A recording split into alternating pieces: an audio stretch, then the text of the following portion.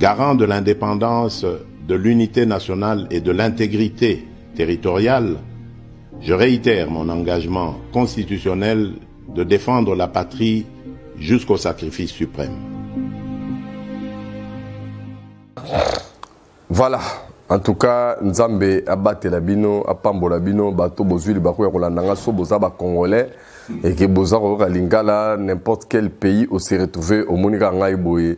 En tout cas, lokumu ezonga pa ya Nzambe. Lokumu ezonga pa ya Nzambe parce que makambo belé leki surtout na week-end o mena ebité na lobani. Week-end yo to vivre makambo ba marche. To vivre ce après ba marche tout moni bato na hôpital tout moni ne bazo benda mwana moko mukie penza mwana moko mukie.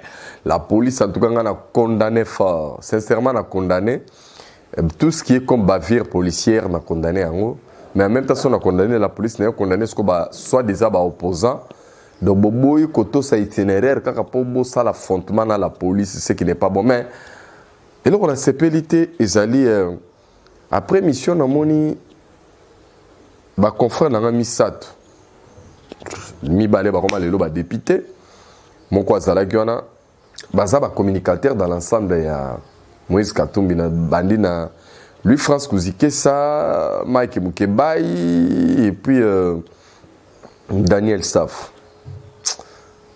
et ça linga passi comment la bande comme ko bona ebaka bango parce que na ba combat bena lui France na yebiete ba combat balabala na vrai sens Nzambani Mbisangai, ce qui m'a dit lui France depuis 2014, 2015, 2016, na Katia Congo, na ma solo pena ma opposition, et Bissingamenga apparemment on dirait la lui France na 2017, 2016 vers fin, on a un certain lui France et on a même battu et pays était. Nandenga Mabete, c'est un journaliste, Aibi Moussala.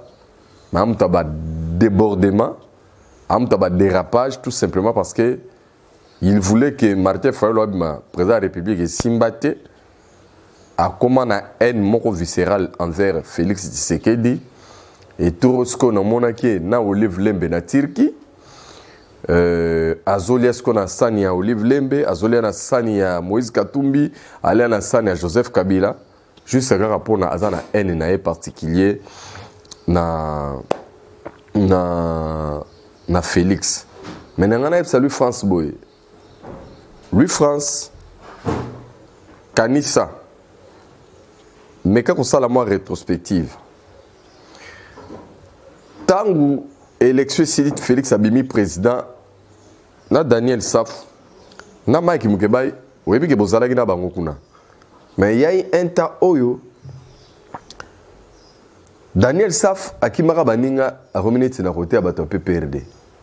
Ba beba na Mike Mukebai webinde ba fingana.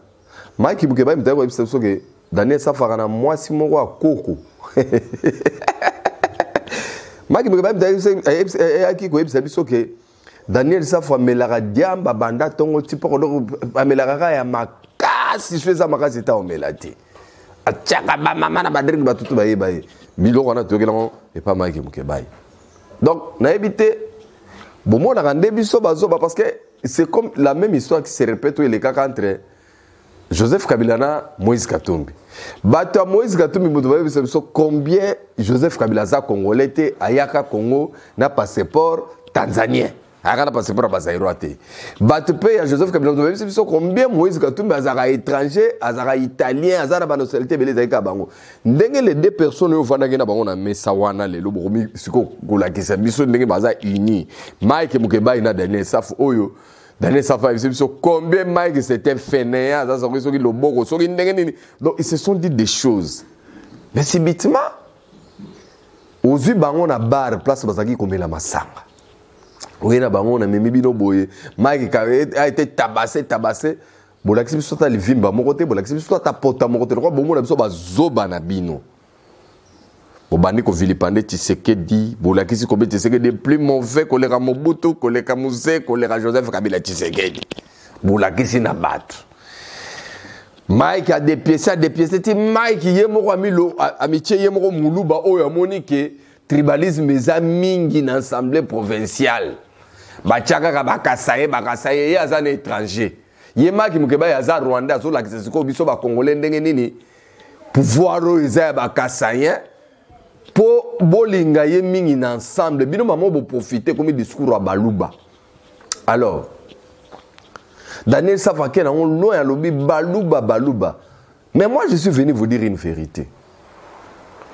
Si réellement les solo bobetaka ya Baluba ezara ya solo, il faut que tout autre benga Muluba ya Sima Tshisekedi. Mais ce que tout Muluba Sima Tshisekedi te, beaucoup sera esprit faible. Parce qu'en face on zagina Muluba. On sait que la Muluba ma keba ya ne contre Tshisekedi. Mais yozo sangisa Baluba parce que ye Muluba o bozane na Baluba bo la on ensemble bosana ba on lobinini. Parce que si votre objectif est d'exterminer tout ce qui est Muluba, maintenant Baluba bozana ba on ensemble, sort na ba on rosalanini. En fait, on a le besoin de je trouve anormal.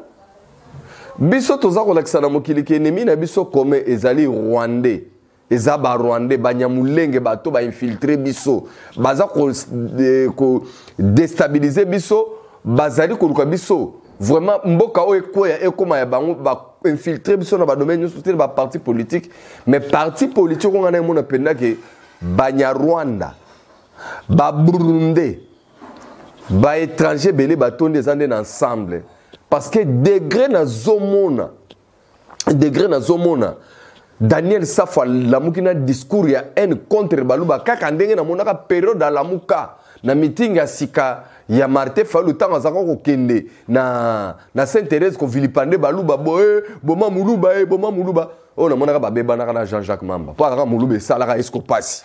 Jean-Jacques Mamba à l'époque il salarié passé alors bakango ouvertement mais il a fallu batailler les rebelles au cours d'une émission d'ailleurs bon na kati kuna na salaki côté na éviter bandeko Mobutu a dirigé biso pendant 32 ans tout ce qu'on a la place ba vilipande bangala te tout ça on a la place ba to ba ina bangala te kono so mutu mungala c'est photo ina discours on a na tikala ko côté na ndenga mabete Musée aye aye biso Swahili comme le rôle donc solo ba Swahili te c'est koza utilité na mona place ba Congolais ba ina ki ba Swahili te ke so mutu mu Swahili faut ko ina ye ku bana ko sileke bana ko finga ba Swahili to bana ko sala comploter une photo to s'affronter na ba Swahili to tikala ko mona eloko wana te Joseph Kabila régna wa donc le Katangé était au premier plan ce qui bolingi na bana ko rappeler bino ba Katangé ba occupé bisika nyonso ya malamu c'était des Katangé tout était katangalisé et Swahili n'en parle même pas comment dire c'est notre langue et le langue nationale comment dire la langue officielle na tikala komona même yo Daniel Safta to la gino en opposition na n'époque à IDPS na tikala komona place Swahili na TVT na tikala komona place Swahili na TVT mais Baluba qui voulait que tous les Baluba soient derrière Tshisekedi. Pourquoi vous avez sabatou boy? Pourquoi vous continuez à sabatou boy? J'ai vite compris que na mona maman moko soki musa soki nakatanga kuno Baluba baliaka mbwa. Nous on ne mange pas le chien. Boko sabatou. Ba mongo ba kolia mbwa. Bangwaka ba kolia mbwa. Bangbandi ba kolia mbwa. Ngama lobana makamna lo bezali o ngamoko na gena vivre. Mais les solo mbobo pa kolonga Baluba na Congo. Na monde ba chinois ba liaka mbwa ko sakana te baziba mbwa na ba payer beli ba liaka ba mbwa mais Baluba et pourtant na Baluba on t'a biso toko taka na profondeur c'est pas tout le Baluba qui mange les chiens et les Baluba femmes ne mangent pas les chiens les enfants Luba ne mangent pas les chiens mais je suis parti chez mes frères Bangala na kuta bango ba olia mbwa na basi na bana kuta bango ba olia tina mutu ezala bangwandi ezala bangbaka ezala ba mangwa bah, vrai mangeur de chiens. Mais vous avez un problème particulier. Je voulais vous poser une petite question ce soir, mes frères. Tout un plateau contre Baluba, Vilipande Baluba. Donc, les policiers, ils ont Baluba. Mais ma solo no beto beto suka no beo. Suka na ba moto biso beto ko na moto. Suka ba moto bino bo na ngo. Ela la ba colonie. Pour tous les motos, tu peux savoir on a qui ça comme ba ouais, je suppose que ce sont des Baluba. Non. Tribalisme boya nango discours à tribalisme bozoya nango bozoluka guerre civile vous voulez monter tous les tribus à Congo contre les Baluba. Moi je croyais qu'on devrait monter tous les tribus à Congo contre les Rwandais et les Banyamulenge na sens ya bolingo ya Congo na ya ba Congolais. Mais na moni ensemble pour le changement et condamnera pena Rwanda te condamnera pena ba agresseur te. Alors ensemble ezana étranger na kati ba koti po ba tout ça ba Congolais ba banda ko bomana.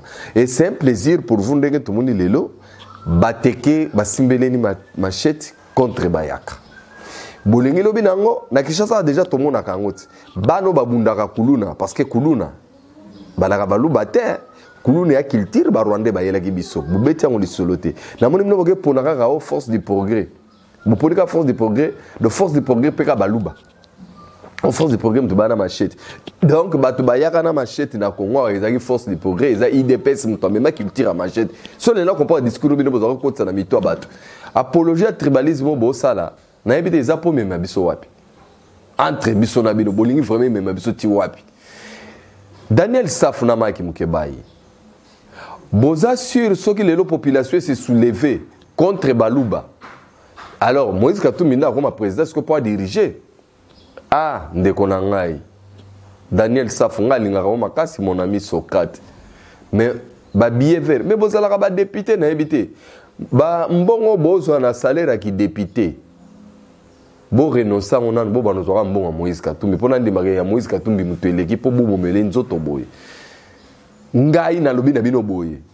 Moi je préfère Baluba que Moïse Katumbi parce que Moïse Katumbi a ndeko na bisote. Moïse Katumbi azai juif. Mais bozo tout ça bozo linga ba congolais ba bomana pona Moïse Katumbi comme président de la République.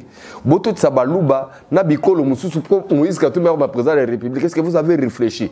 C'est vous qui avez le tibia dans vos têtes. C'est dans vos têtes qu'il n'y a pas le cerveau. Vous avez perdu. Vous êtes boleki na plateau comme si vous n'êtes pas des hommes d'État. Parce que moi, je crois que vous êtes des députés, des élus du peuple. En tout cas, le peuple qui vous a élu regrette même. Mais je mets quiconque au défi.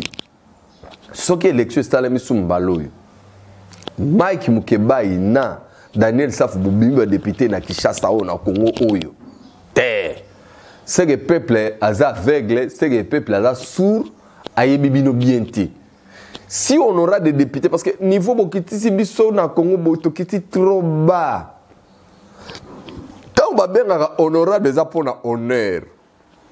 Mais c'est que j'ai beaucoup regretté de déshonorer. Sincèrement, mes frères et sœurs, au Bola Nangai partout dans le monde, ça c'est ils ont regret. Bato Nami Balé, Mike c'est mon couloutou. Daniel Safou vraiment c'est mon ami Socrate. Ce sont des amis d'élite qui combattent le bon combat, mais n'habité comment bien vert et Moïse Katumbi comme ici bango ba yolé là comme le rôle là-bas. Batumoko hypnotisé, ba mié ba sous qui sont-ils? Mais ce que j'aime chez eux, à un moment donné de la vie, namonaka Maki Mukeba a travaillé na Vital Caméra, bomela Vital Caméra nzoto fort. Période moi bomeli mata tamponio. Je me souviens encore mata tamponio premier mise à Kumbam, Maki Mukeba yo ti États-Unis.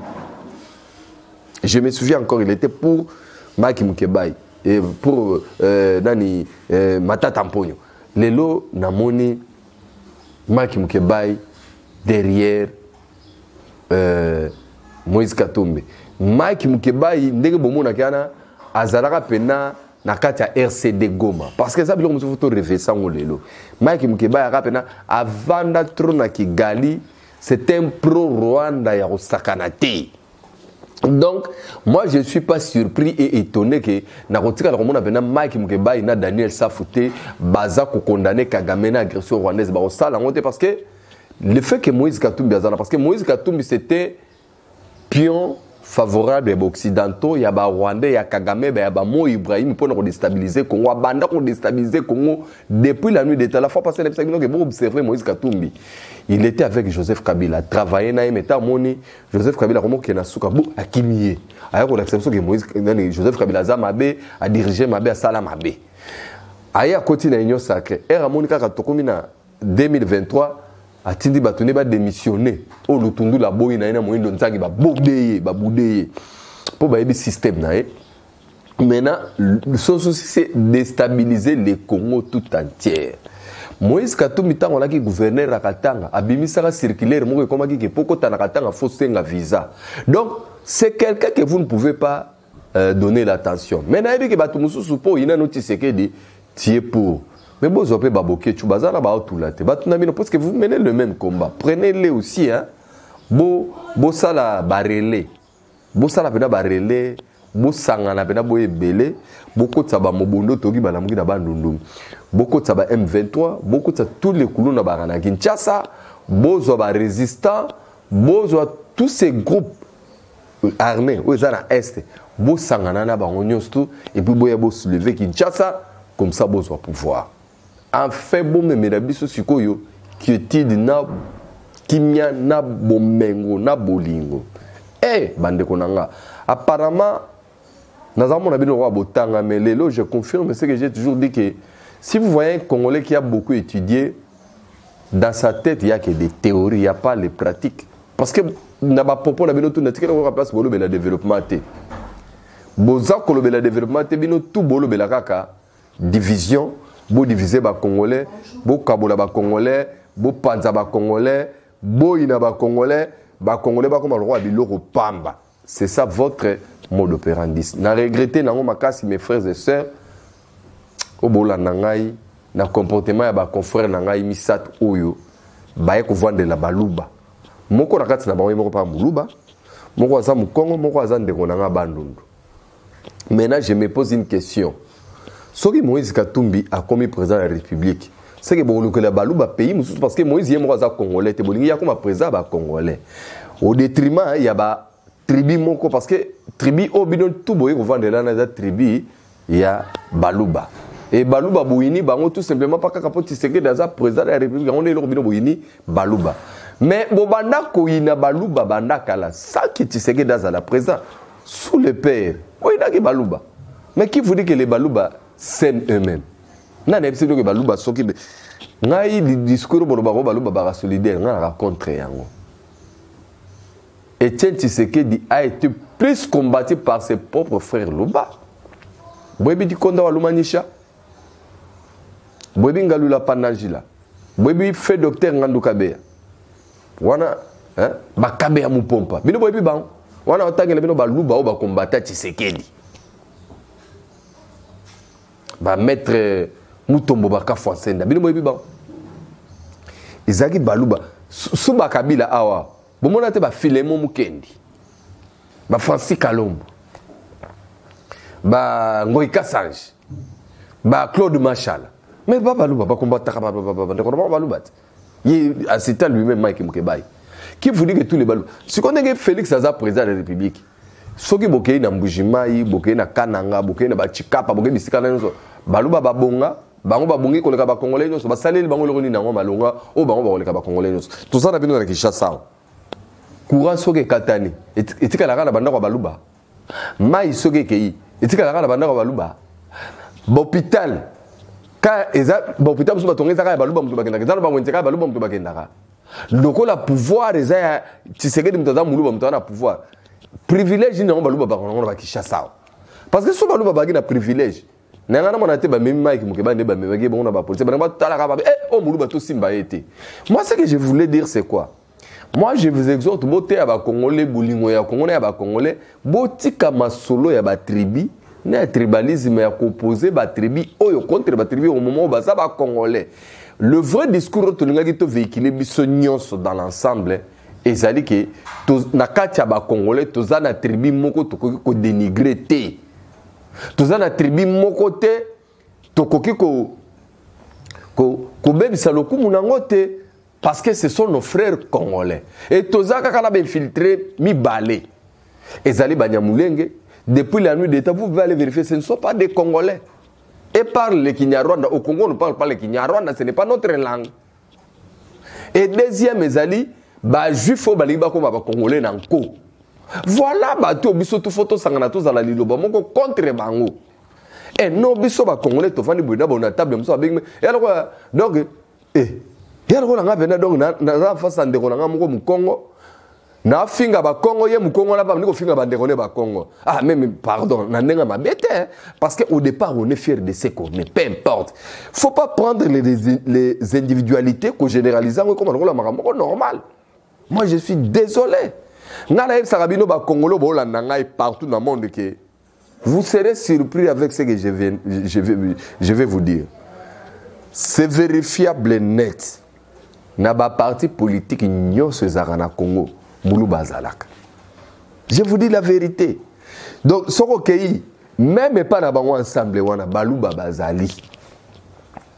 Balouba Bazali. OK na INC, Balouba Bazali. OK na MLC, Balouba Bazali. OK. Mais elle a décidé, j'ai ma propre petite sœur on a yebi Azali Moulouba, mais Aza membre ma casse a décidé. Donc Balouba Bazali parti politique à mon côté. Vous pouvez tout vanter, vous pouvez tout dire, mais Balouba sont partout. Balouba, Baza partout, partout, partout. Et puis les colons dans le Congolais Balouba ont été bien distinguer bangoté. Pour Balouba Katanga Bazali, Balouba Ebaka Saï Bazali. Et dans l'ensemble, ils sont tous des louba. Ils ne sont pas à distinguer. C'est comme vous avez attaqué Moulouba. Balouba, baza partout. Mais venir focaliser Balouba na point moko boyo non. Omoni Balouba, moko salo baranga, le lot tokobo. Daniel Safou, yo sa sir penage non Balouba, au vrai sens du monde ngon lobeli bangwana ke ba raisonner pour ba bomayo. Au résultat on peut ça communiquer, on peut être. Mais c'est que je sais, les Balouba ne sont pas des tueurs des gens. On connaît les tribuni de Barababou. La Congo, tu es très bien. Tu es les tribuni de Barababou pour monter ma mabe pour la jalousie, baké baboumi batu. Alors moi j'avais voulu que vous changer de discours. Vous pouvez faire vos sorties médiatiques. Je vous ordonne de critiquer suffisamment président Félix. Je vous ordonne de critiquer suffisamment le gouvernement Samaloukonde. Je vous ordonne de critiquer suffisamment le service de sécurité, la police, je suis d'accord. Là, je vous concède totalement. Mais je vous interdis totalement d'utiliser les tribus Namarambo qui n'a rien à voir avec. Nakata marche Balouba qui pour éviter. Mukolo marche aux Arabes Balouba, vous voyez les Balouba à la télévision. Mais marche chez Zagia, Union Sacrée, et pardon, il y a Ligue des jeunes de PES, Nabino Batu, les Quattro, Batu les Quattro. C'était sa marche. Marche chez Zakia, destiné à Balouba, mais après marche, Bino Sibir, Bino au Kenya qui affrontement à la police pour y avoir la Balouba à la télévision. Oui, comme bon, monter Mamabe. On a mon Bino, bon, monter Mamabe. Bozo pendant discours à Mabé. Daniel ça faisait bon no côté la Balouba moko na banda mais Balouba nyoso bazana Kinshasa baza bato IDPS te Balouba nyoso bazana na Kinshasa bazala ka batu ya Tshisekedi te bazala ba pro Tshisekedi te Balouba nyoso bazana Kinshasa baza ko bénéficier na pouvoir à Tshisekedi te bazo bénéficier na ngote bon mais ma discours mususu parce que biso problème biso to na ngozali ya Congo biso problème ya ko kabola batu te. Tout ça problème ya ko unifier bato basala ini balinga mboka balinga pe Congo balinga pe bande kona ba congolais et quand on dit les congolais c'est dans l'ensemble il y a pas distinguer un congolais de cela non tous les congolais tous à la ini moi je vous ai toujours dit si ko ebiki combien ba rwandais ba oseka biso ba rwandais ba seka biso matin midi soir degré toi divisé degré to inani degré to tala vraiment. Donc, tous les images que j'ai vues, Mukolo ya marche, et ça, bah, scène na mona na baneno na 4, na Rwanda, na Kigali, bato batena na ba machette na ba coin.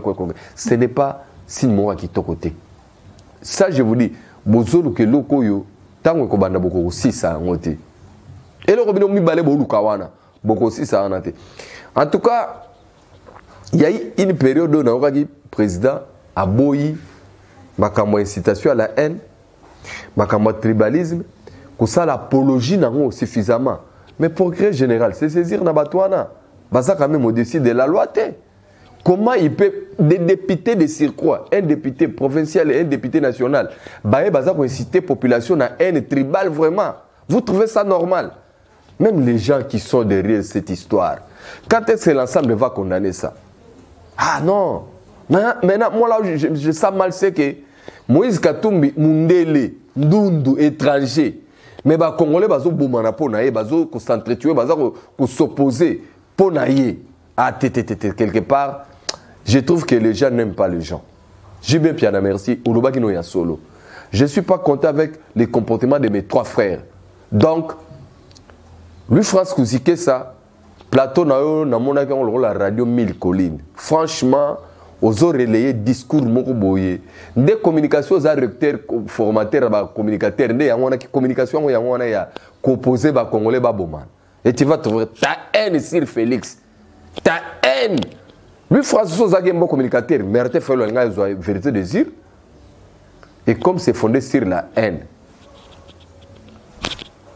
je vous dis ça moi personnellement na lobi na bino ngo na bi ndenge bo mbanga na bi ndenge bo lo kwasi mais ya buzoba na ngo ya salité na ngo c'est pas beau ce que vous faites et demain si on vous arrête vous allez dire qu'il y a acharnement mais quand vous passez dans vos plateaux pour opposer les Congolais les amener à s'entretuer là vous êtes dans les bons mais vous avez quelle casquette bah honorable en plus bah honorable vraiment et vous mangez en même temps l'argent de l'État.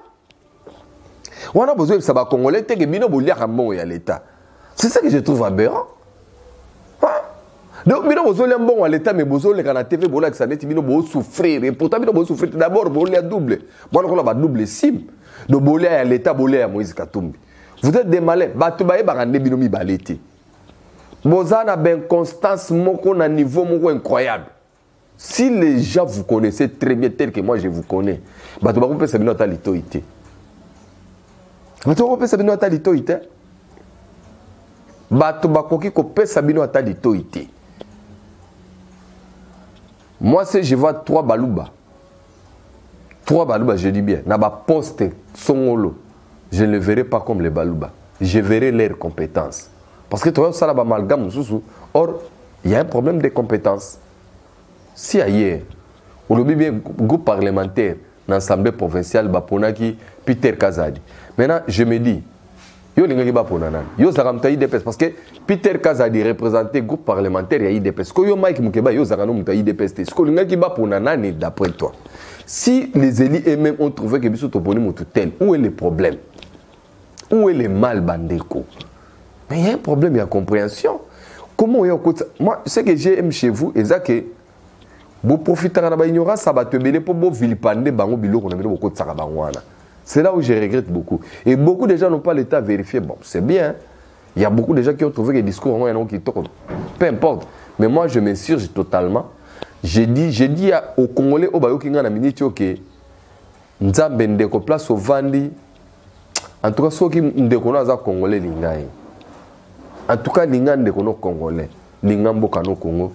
Kolanda discours nous tous divisé parce que cette division est quand même sur Sikamoroté et comme même nulle part et puis raison que c'est so kaka simaya makasi et ça ne profitera pas à nous le petit peuple mais va profiter dans ça bango bino bi batu boni de liste sans moment na ba rébellion mais lelo c'est lui qui s'en réjouit c'est le loyen dans se réjouir oui depuis Martin Fayulu a divisé so ba Congolais depuis élection 2018 si lelo baba le kabona ba to perdre misala ba mususu ba lo banaka les sous mais lui-même Martin Fayulu est resté normal, il continue à faire son tremplin politique et était abinoté lokoana ils ont été abinoté Martin Fayulu ini sagi bino Kabila o Kabila lelo azasima Kabila autant ini sabino ka Moïse okala mingita na mama inyo sacré lelo azasima Moïse Katumbi parce que bino boye bisaka bino ba militant bosi boyina na ki bufinga na ki sort na bino zanini et les jours à venir je vous dis ça parce que c'est déjà arrivé. Tomonaka, ba Moïse Katumbi ba inaka Tshisekedi metewaka mona ba kufusi ba vandena Tshisekedi. Je crois que lobi na ona ya mona Martin Fayulu, Patata Mponyo, Moïse Katumbi Delice Sanga autour du table na ba union sacrée, yo siko bino ba tutu boloba bino kona sort na mine ko zala. Ce que moi je perds c'est ça. C'est que vous ne comprenez pas. Cette classe politique est tellement pourrie que bazo rompo bino peuple. Quand ils auront leurs avantages, ils vont changer les discours. Boyebi système na bango. Quand ils sont aux affaires, ça marche. Quand ils ne sont pas aux affaires, ça ne marche pas. Nate ya kabino likambo yo mbala o mbala. Boyo kakate po na nini. Na gouvernement ya Ilunga Ilunkamba. Bato ensemble bazalaka te. Tout était mauvais. Tant ba union sacrée. Il y a des émissions yo moni tant Moïse Katumbi union sacrée. Mike Abani Kokumisa c'est Félix. Francis Kalomba Abani Kokumisa Félix. Souvenez-vous. Donc, maintenant, moi je me dis, ce sont des gens normaux ou quoi? Donc, ceux qui me disent que à longue côté, on est poli, côté comme bien. Et lorsqu'ils sont partis dans l'union sacrée, nani et pas Martin Fayulu Mike alandi Moïse Martin Fayulu naka Martin Fayulu babio ba kile gangi.